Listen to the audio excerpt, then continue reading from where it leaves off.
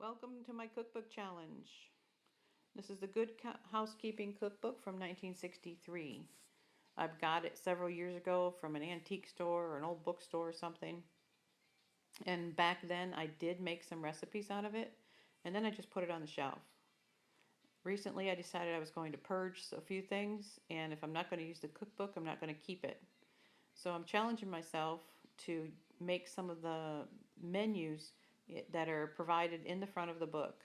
And if I decide that I like them, then perhaps I'll go back and pick out some more recipes in the book and continue to make some of the recipes, because this one turned out really good.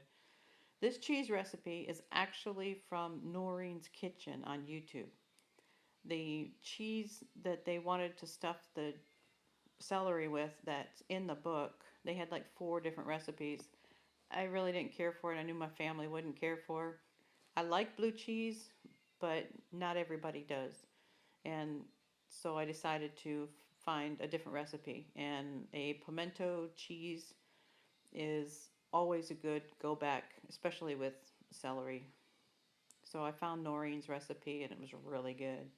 Thank you, Noreen.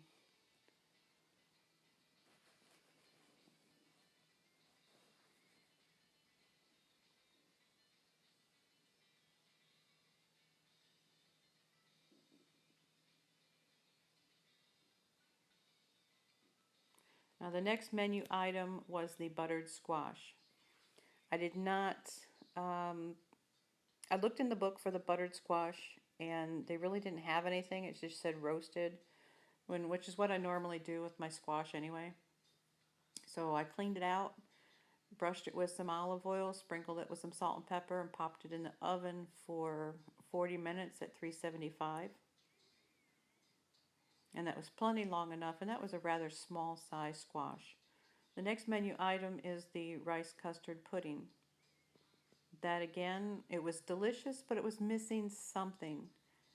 They could use a little more sweet, so you could add a little more sugar to it, and cinnamon.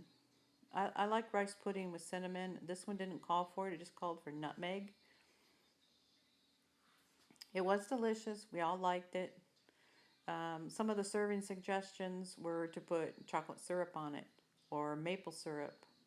And I actually put some maple syrup on it that night, and it was really good. If you serve it warm with a little maple syrup on it, it's really nice.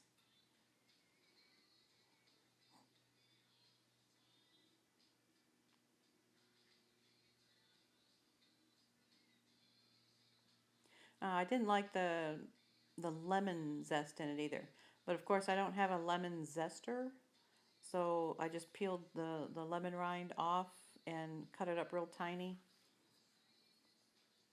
I did the same thing with the orange rind in the orange glaze, which turned out really good. But I think using a lemon zester probably would have been better. It wouldn't have had the big chunks of the lemon zest in there. So the next menu item is the paprika center cut pork chops. I'm just prepping those here.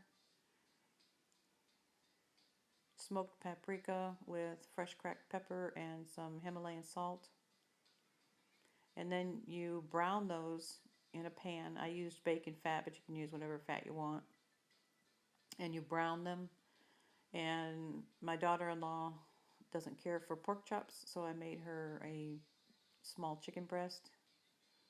And she said that was really good too with the orange glaze. Now here I am mixing up the glaze. You're not supposed to mix the glaze up right away because it is going to thicken when you cook it because of the cornstarch. You can use any other thickener you like arrowroot. I didn't have that, so I just used the cornstarch. And here I'm sealing up the extra rice in jars.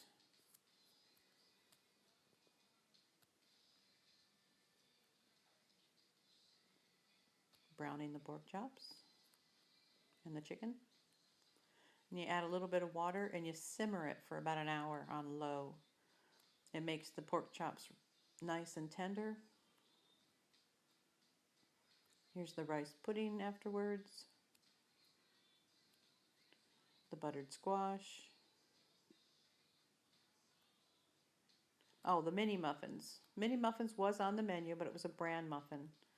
And nobody's going to eat the bran muffins. So I got some banana and blueberry mini muffins from the grocery store. The green beans were on the menu as well. And they were just sauteed in butter with some garlic salt. And that's the orange glaze that goes on the pork chop. Overall, everybody enjoyed the meal. Would we order, like I asked my husband, would you order the orange pork chops in the restaurant? No. He likes his pork chops savory, salty. Thanks for watching.